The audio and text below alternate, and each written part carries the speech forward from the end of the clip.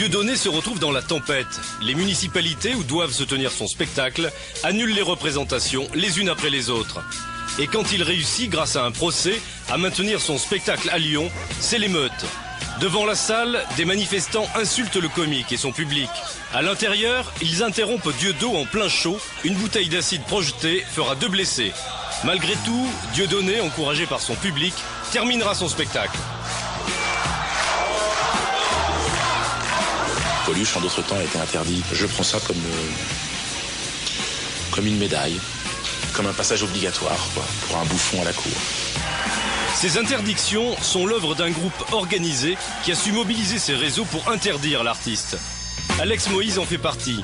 Ancien représentant du Likoud en France, membre de la Fédération des sionistes de France, il se présente aujourd'hui comme membre d'une association antiraciste montée pour l'occasion. On a fait tout simplement une action de lobbying, comme ça se fait dans n'importe quel pays du monde et pour bien d'autres causes.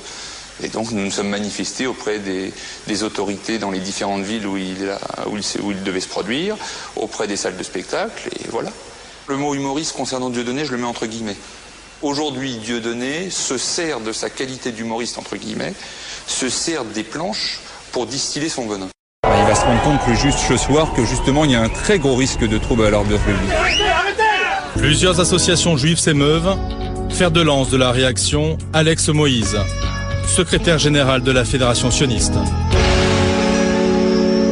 J'ai été alerté parce que dès le lendemain matin, des gens m'ont appelé en me disant Alex, t'as vu Dieudonné chez Fogiel. Bon, ça a été assez... ça va vite, hein.